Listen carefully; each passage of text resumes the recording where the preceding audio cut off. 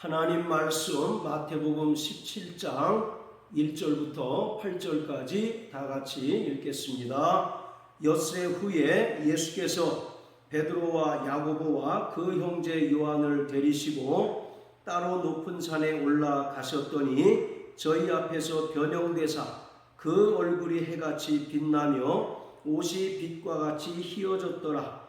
때에 모세와 엘리야가 예수로 더불어 말씀하신 것이 저희에게 보이거늘 베드로가 예수께 여짜와 가로되 주여 우리가 여기 있는 것이 좋사오니 주께서 만일 원하시면 내가 여기서 초막 셋을 짓되 하나는 주를 위하여 하나는 모세를 위하여 하나는 엘리야를 위하여 하리이다. 말할 때에 호련히 빛난 구름이 저희를 덮으며 구름 속에서 소리가 나서 가로되 이는 내 사랑하는 아들이요 내 기뻐하는 자니 너희는 저희 말을 들으라 하는지라. 제자들이 듣고 엎드려 심히 두려워하니 예수께서 나와 저희에게 손을 대시며 가라사대 일어나라 두려워 말라 하신대 제자들이 눈을 들고 보매 오직 예수 외에는 아무도 보이지 아니하더라. 아멘. 예수님께서 베드로, 야고보, 요한 세 명의 제자를 데리시고 높은 산에 올라가셨을 때 일어난 사건을 기록하고 있습니다. 예수님께서는 12명의 제자 가운데 유독 베드로, 야고보, 요한 세 제자를 더 사랑하셨습니다. 그래서 이 세 명의 제자는 아주 중요한 사건이나 장면마다 거의 대부분 예수님과 함께 있었던 것을 우리가 성경에서 볼 수 있습니다. 베드로는 자신이 직접 목격하고 체험한 이 변형산 사건을 자신이 쓴 베드로후서 1장에서 중요한 계시의 사건으로 설명하고 있습니다. 자, 베드로후서 1장입니다. 베드로후서 1장 16절부터 18절까지입니다. 우리 주 예수 그리스도의 능력과 강림하심을 너희에게 알게 한 것이 공교히 만든 이야기를 좇은 것이 아니요 우리는 그의 크신 위엄을 친히 본 자라. 지극히 큰 영광 중에서 이러한 소리가 그에게 나기를 이는 내 사랑하는 아들이요 내 기뻐하는 자라 하실 때에 저가 하나님 아버지께 존귀와 영광을 받으셨느니라. 이 소리는 우리가 저와 함께 거룩한 산에 있을 때에 하늘로서 나옴을 들은 것이라. 베드로는 이 변형산을 거룩한 산이라고 표현하고 있습니다. 자, 그러면서 16절에서 예수 그리스도의 영광스러운 재림이 사람들이 한 거짓말이거나 또는 공교하게 만든 이야기가 아니라는 것을 자신이 직접 목격하고 체험한 변화산상 사건을 통해서 설명하고 있습니다. 즉 베드로는 변화산 사건을 통해서 예수님께서 이 땅에 오신 그리스도이시며 하나님의 아들이실 뿐만 아니라 그가 구약의 예언대로 이 땅에 오셔서 십자가에 달려 죽으시고 또 부활하심으로써 구약의 모든 예언을 성취했다고 말합니다. 그렇기 때문에 예수 그리스도의 영광스러운 재림 또한 사람들이 교묘하게 만든 이야기가 아니라 분명히 이루어질 하나님의 약속이라고 하는 사실을 자신이 직접 목격한 변형산 사건을 예로 들면서 설명하고 있습니다.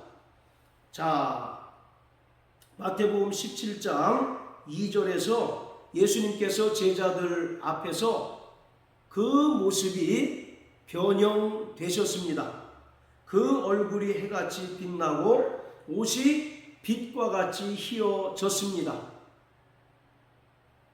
이것은 예수님의 신성을 제자들에게 나타내 주신 것입니다.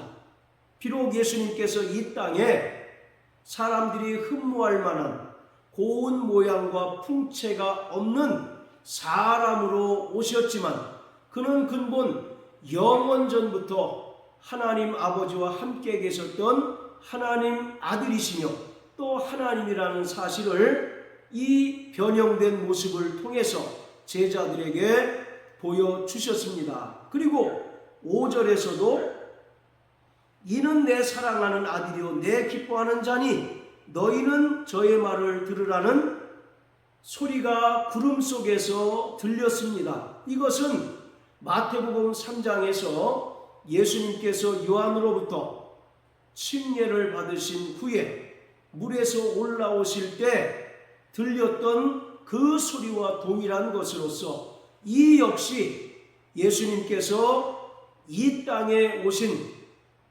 그리스도이시며 그는 근본 하나님이시며 하나님의 아들이심을 분명하게 나타내 주는 것입니다. 자, 그리고 3절에 보면 모세와 엘리야가 영광 중에 나타나서 예수님과 대화를 나누는 장면을 제자들이 목격을 하였습니다. 모세는 구약의 율법을 대표하는 자이고 엘리야는 구약의 많은 선지자를 대표하는 인물로서 유대인들로부터 존경과 사랑을 한 몸에 받는 인물들입니다. 이러한 모세와 엘리야가 나타난 것은 바로 예수님께서 이 땅에 오신 목적을 분명하게 설명해 주는 것입니다. 자, 누가복음 9장을 다 같이 보시겠습니다. 누가복음 9장 28절부터 36절까지가 누가복음에서 기록하고 있는 변형산 사건인데 30절, 31절 두 절만 읽겠습니다. 문득 두 사람이 예수와 함께 말하니 이는 모세와 엘리야라 영광 중에 나타나서 장차 예수께서 예루살렘에서 별세하실 것을 말씀할세. 모세와 엘리야가 영광 중에 나타나서 장차 예수님께서 예루살렘에서 별세하실 것을 말하였습니다. 별세라고 하는 말은 우리가 익숙하게 그 의미를 잘 아는 것처럼 죽음을 말합니다. 즉 예수님께서 장차 예루살렘에 들어가셔서 십자가에 달려 죽으실 것을 모세와 엘리야가 말한 것입니다. 그런데 이 별세라고 하는 단어에 해당하는 헬라어가 엑소더스입니다. 엑소더스라고 하는 것은 구약의 출애굽 사건을 정확하게 가리키고 있습니다. 따라서 예수님께서 이 땅에 오신 목적은 새로운 출애굽을 완성하기 위함임을 모세와 엘리야가 말을 한 것입니다.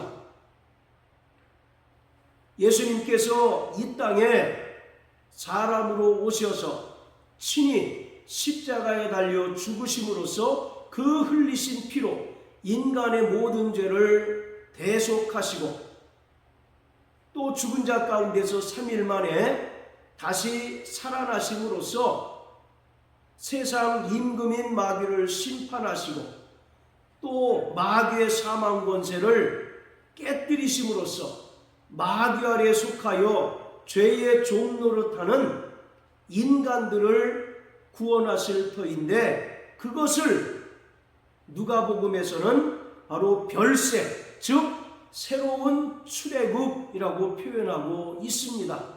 그래서 모세와 엘리야가 변형산에서 나타난 목적은 바로 예수님께서 이 땅에 새로운 출애굽을 완성하러 오신 분임을 분명하게 설명하기 위함입니다.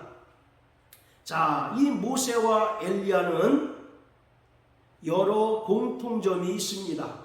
두 가지만 예를 든다면 모세와 엘리야는 시내산 또는 호렙산이라고 불리는 그 산에서 하나님의 계시를 받았고 또 하나님의 영광을 체험한 자들입니다.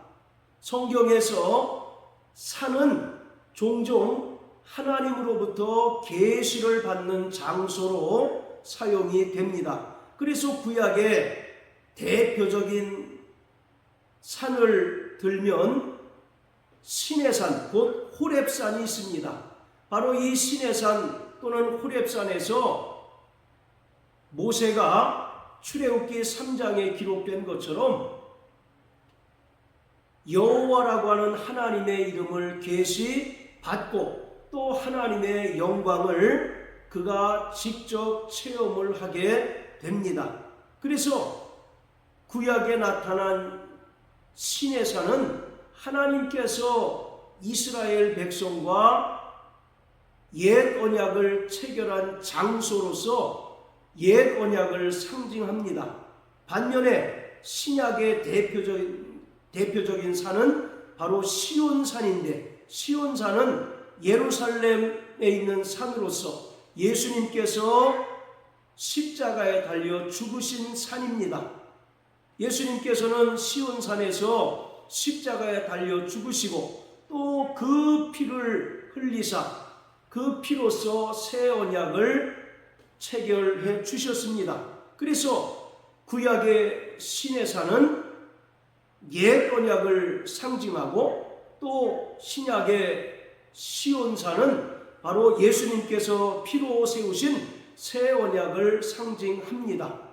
이처럼 성경에 나타난 산은 하나님께로부터 계시를 받는 그 장소로 종종 사용이 되는데, 바로 모세와 엘리야는 시내산 곧 호렙산에서 하나님의 영광을 체험하고 또 하나님의 계시를 받았습니다. 모세는 시내산에서 하나님께로부터 율법을 수여받습니다.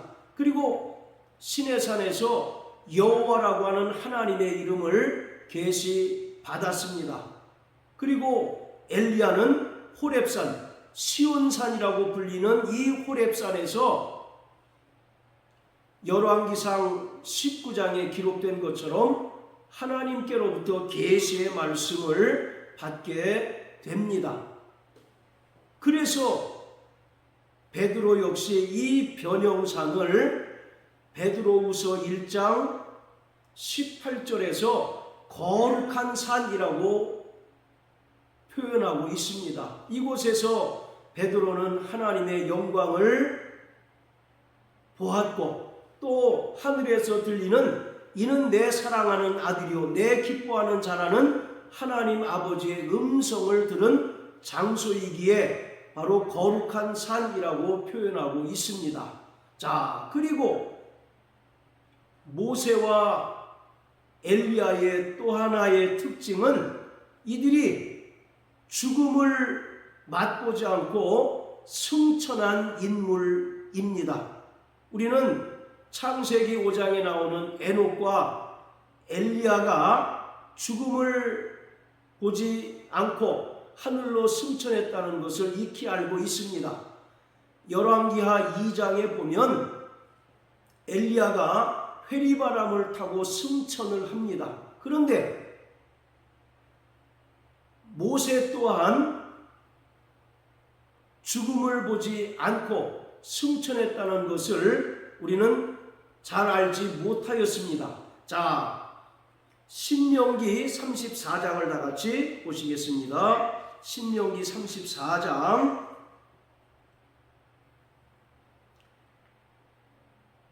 자 5절부터 8절까지입니다. 이에 여호와의 종 모세가 여호와의 말씀대로 모압 땅에서 죽어 벳부올 맞은편 모압 땅에 있는 골짜기에 장사되었고 오늘까지 그 묘를 아는 자 없으니라. 모세의 죽을 때 나이 120세나 그 눈이 흐리지 아니하였고 기력이 쇠하지 아니하였더라. 이스라엘 자손이 모압 평지에서 애곡하는 기한이 맞도록 모세를 위하여 30일을 애곡하니라. 6절에 보면 벳부올 맞은편 모압 땅에 있는 골짜기에 장사되었다라고 말합니다. 그러면서 오늘까지 그 묘를 아는 자가 없다라고 말하고 있는데, 이것을 유대 랍비들은 모세 역시 에녹이나 엘리야와 같이 죽음을 경험하지 않고 승천했다는 의미로 이 말씀을 해석을 합니다. 따라서 변형산에서 모세와 엘리야가 영광 중에 나타나서 예수님과 대화를 나눈 것은 바로 예수님의 십자가 죽음뿐만 아니라 죽은 자 가운데서 다시 살아나실 것을 분명하게 나타내주고 있는 것입니다. 마태복음 16장 21절에서 예수님께서 공회에 잡히셔서 고난을 받으시고 또 십자가에 달려 죽으실 뿐만 아니라 제3일 만에 다시 살아나야 하실 것을 제자들에게 첫 번째 예고하신 것처럼 예수님께서는 이 변형산 사건을 통해서 다시 한번 예수님의 십자가 죽음과 또 부활을 제자들에게 직접 보여주셨습니다. 그리고 이것이 바로 예수님께서 오신 목적으로서 새 출애굽을 완성하는 것이 바로 예수님의 이 땅에 오신 목적이라는 것을 제자들에게 알게 해 주셨습니다. 자, 그런데 여기서 우리가 주목해야 할 것은 모세와 엘리야가 예수님과 함께 말씀을 나누는 것을 목격한 베드로의 행위입니다. 4절에 보면 베드로는 주여 우리가 여기 있는 것이 좋사오니 주께서 만일 원하시면 내가 여기 초막셋을 짓되 하나는 주를 위하여 하나는 모세를 위하여 하나는 엘리야를 위하여 하리이다 라고 말합니다. 모세는 저 산 밑에 내려가서 또다시 유대인들로부터 핍박을 받고 또 박해를 받는 것이 싫었던 것입니다. 자신이 따르는 예수님도 계시고 또 유대인들이 그토록 존경하고 사랑하는 모세와 엘리야를 환상 중에 보게 되니 그보다 더 기쁜 일이 없었던 것입니다. 그래서 그가 예수님께 우리가 여기 초막셋을 짓고 여기서 눌러서 삽시다 라고 예수님께 제안을 하였던 것입니다. 예수님께서는 이제 곧 예루살렘에 가셔서 공회로부터 박해를 받고 또 십자가에 달려 죽으셔야 하는데 그것을 분명히 알게 해 주었건만 베드로는 그러한 예수님은 아랑곳하지 않고 여전히 자신의 어떤 현세적인 욕망만을 따르고 있었습니다. 그것을 바라보는 예수님의 심정이 어땠을까요? 바로 이 모습이 오늘 저와 여러분들의 모습이 아니기를 바랍니다. 우리는 철저히 예수님의 십자가 고난을 따르는 예수님의 제자가 되어야 합니다.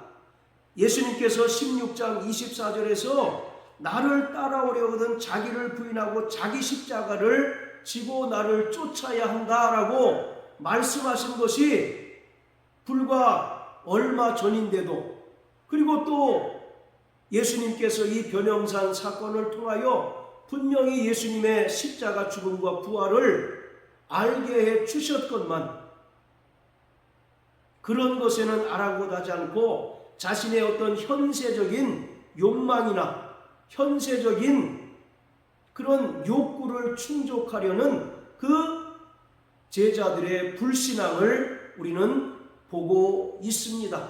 그렇기 때문에 우리는 철저히 자기를 부인하고 또 자기 십자가를 지고 예수님을 따르는 참 제자가 되어야 하는 것입니다. 예수님은 아무 죄가 없으신 분이시지만 죄인된 인간들을 구원하시기 위하여 이 땅에 사람으로 오셔서 십자가 죽음과 부활을 통하여 새 출애굽을 완성해 주셨습니다. 우리는 그 은혜로 더 이상 마귀에게 속한 본질상 진노의 자녀가 아니라 하나님의 백성이요 하나님의 자녀가 되었습니다. 그러기에 우리는 예수님께서 아버지의 뜻을 이루시기 위하여 십자가 고난을 마다하지 않고 묵묵히 그 뜻을 온전히 이루셨던 것처럼 날마다 자기를 부인하고 자기 십자가를 지고 주님을 따르는 삶을 살아내야 합니다.